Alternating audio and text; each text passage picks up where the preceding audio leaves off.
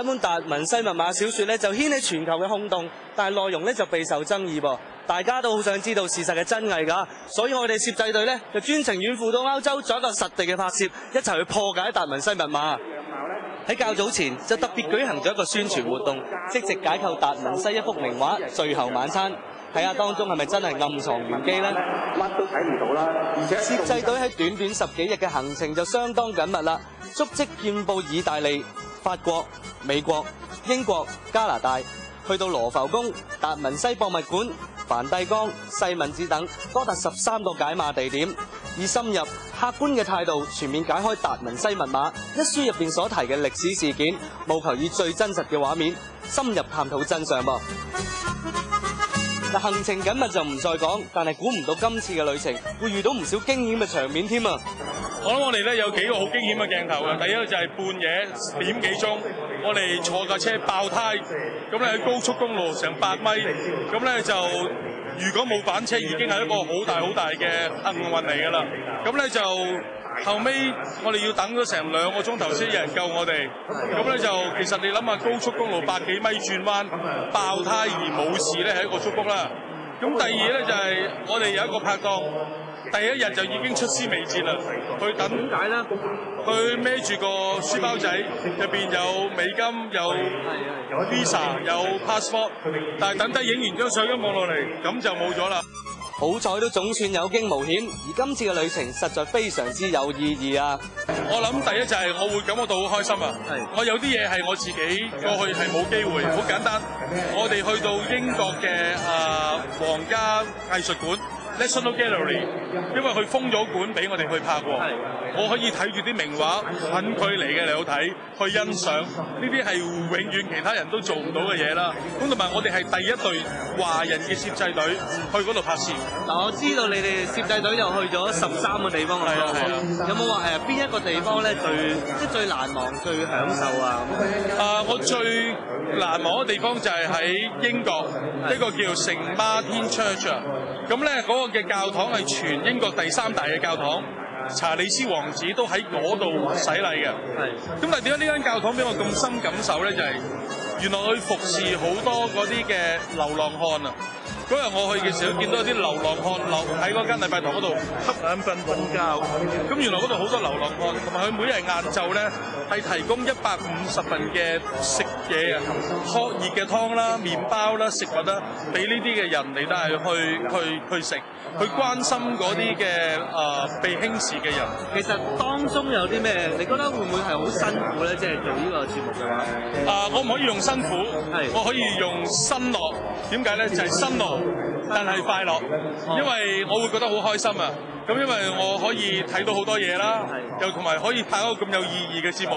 如果你哋收睇，我會更加開心咯。所以嗰個辛苦咧，其實唔算得，但係值得咯，我會覺得。你要尋求真相，你又點可以錯過6月18號晚上8點首播《地球深度行》破解達文西密碼？到時我哋一齊實地求證，破解密碼。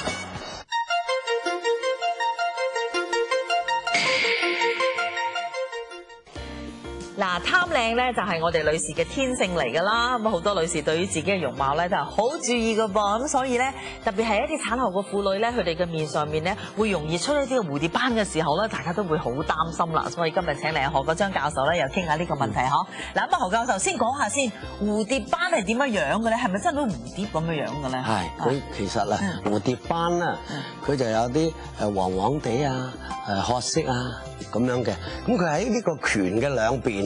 咁好似一對咁樣，咁啊變咗咧。你通常都有細蝴蝶，係咪咁樣？有大蝴蝶，大蝴蝶就擴闊咗，咁即係一對嘅，喺鼻嘅兩旁，喺顴骨，咁出現一啲深咗少少色暗沉沉咁樣啊，好難睇啊，咁樣係啊，咁啊所以呢種咧好擔心。就係啦，好多就加厚啲粉底啊、化妝啊等等啊，咁遮醜啊、遮瑕啊咁啦。咁係咪真係話產後會容易有呢？係喎，原嚟咧產後啊，有啲人啊就係會有，就唔係絕對。其實陀 BB 啊，有啲人都已經出現㗎啦。咁有啲叫佢做胎斑先，咁啊因為生咗 BB 佢就冇咗咯喎，咁即係嗰個時間就出現。咁啊。主要我哋中醫認為咧，呢啲啊都同佢個體質有關。體質咧就涉及3個臟啦，肝、脾、腎。哦。咁舉例啦，譬如肝鬱而引起氣滯嘅，咁氣滯之後形成血瘀嘅，嗱咁個毛細血管形成咗一啲瘀瘀地、黑黑地啊，就表現喺呢個地方，就表現喺呢個出嚟。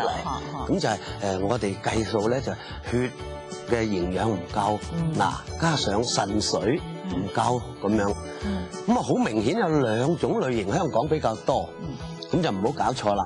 一種咧就除咗佢產後出現，仲有產前陀 BB 都好猛整心煩，產後有些微憂鬱。嗱，咁呢啲產後嘅憂鬱就係另一個症狀啦。咁平時就猛整啲啊，心煩煩啦，好似唔知點湊 BB 好亂咯喎，咁個情緒都有啲問題嘅。咁呢種咧多數係肝鬱而氣滯呢種類型。嗱，咁就唔好當咗佢熱氣。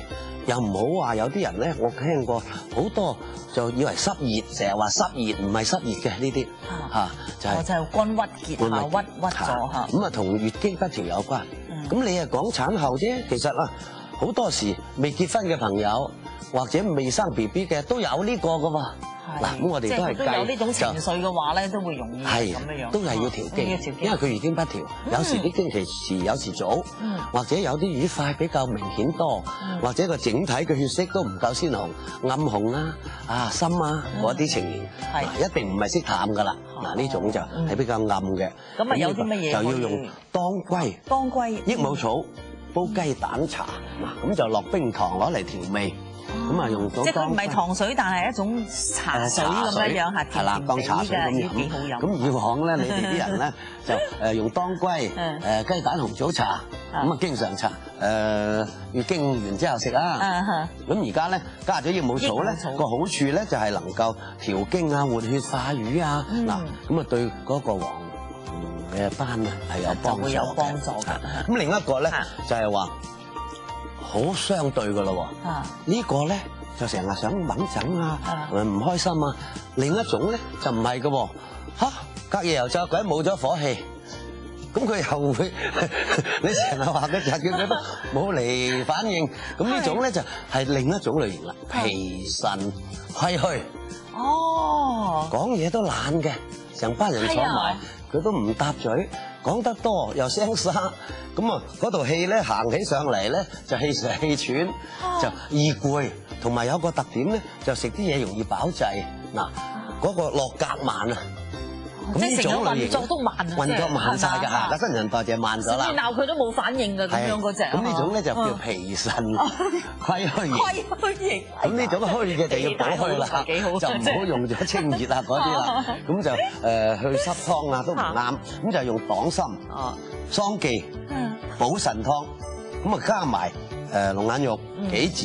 嗱，記住，本來補腎啫，咁點解要加啲桃仁咧？嗱，桃仁大家都知啦，涼血、活血、化瘀啊嘛。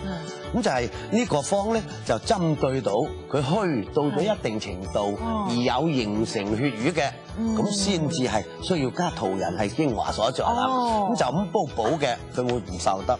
一加咗呢啲咧，佢能夠起到一個效果。咁所以中藥咧個配搭，我覺得都好重要。所以有時咧你唔識咧就唔好亂加一味啊，減一味。真係請教下醫師先得。就係啦，真係有乜嘢問題，你最好請教你嘅中醫師。冇錯。咦，咁換言之，即係譬如蝴蝶斑就同譬如成日曬太陽啊，或者點樣嗰啲，其實關係反而唔大，可唔？唔係㗎喎，佢好多時咧都冇曬太陽，長期都匿喺冷氣啊、冷氣巴啊、地鐵啊，捐嚟捐去都有㗎喎。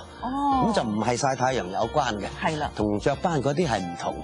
咁譬如話呢個係譬如女性比較容易有嘅，啲男士會唔會有譬如呢種蝴蝶斑咧？有時不過佢就唔係好明顯一隻蝴蝶咁樣，佢就好似你哋話運程低啊，嗱口黑面黑，即係佢個面啊加咗一陣灰色落去，泥色咁樣，哇咁啊唔得光槍，即係原來咧就我哋黃種人啫都有種靈氣啊，我哋叫有華彩啊嘛，咁喺其他身體地方都會有㗎喎，咁呢個咧就係總體嚟計，我哋想講症狀就係喺外邊睇到。